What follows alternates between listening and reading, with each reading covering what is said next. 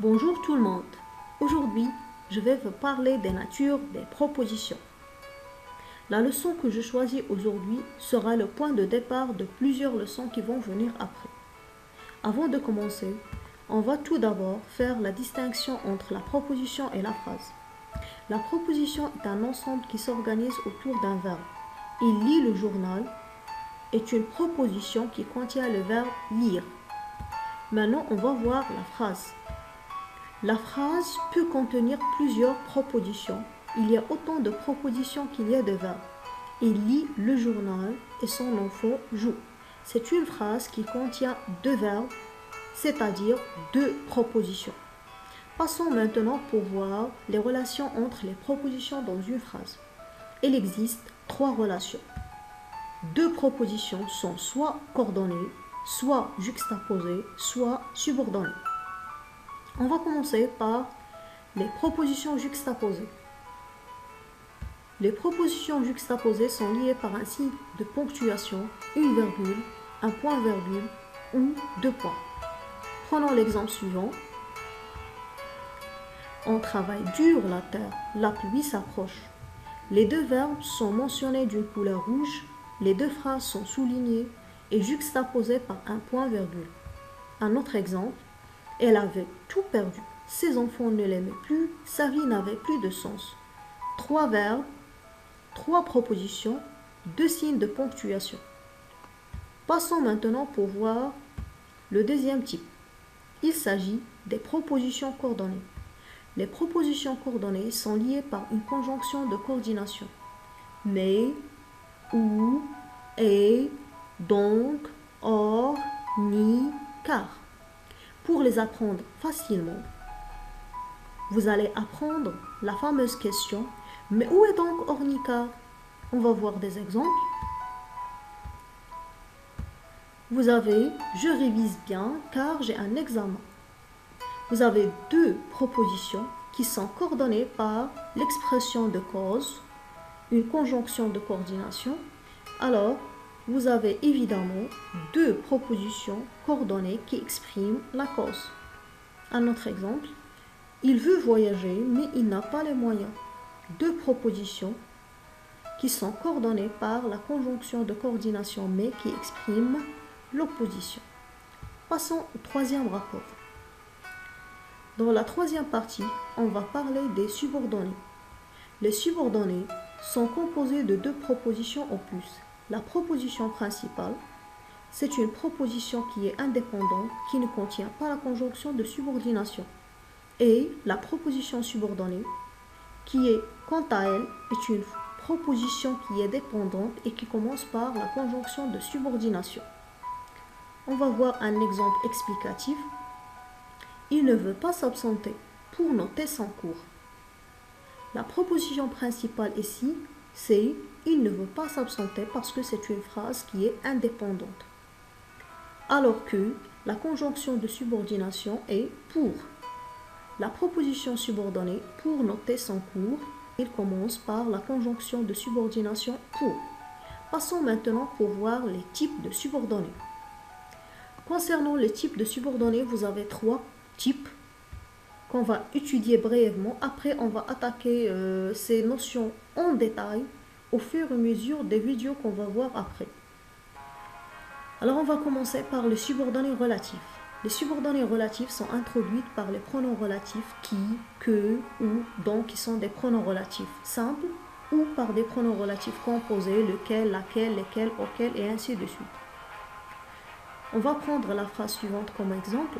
Je connais la ville où tu vis. La phrase principale, je connais la ville. La phrase subordonnée où tu vis commence par le pronom relatif simple ou. Passons au deuxième type, les subordonnés complétifs. Les subordonnés complétifs complètent un verbe et jouent souvent la fonction d'un complément d'objet. Je pense est la phrase principale. Quelle a raison est la phrase subordonnée. Complétive complète le verbe penser.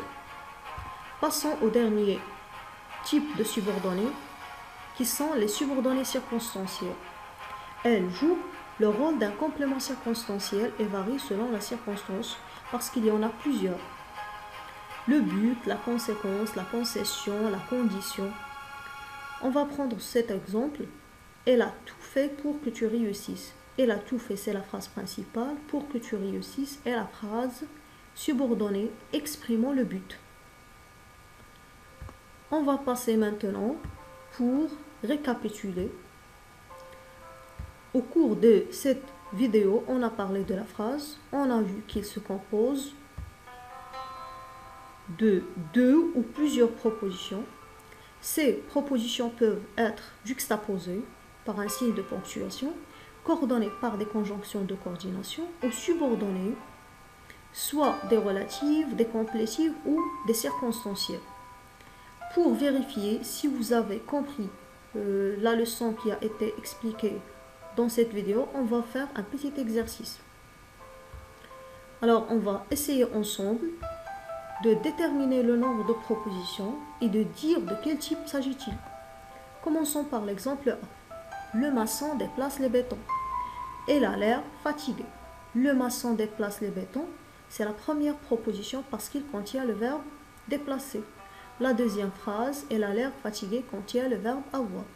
Les deux phrases sont juxtaposées par une virgule. Alors, il s'agit de deux propositions juxtaposées. L'exemple B.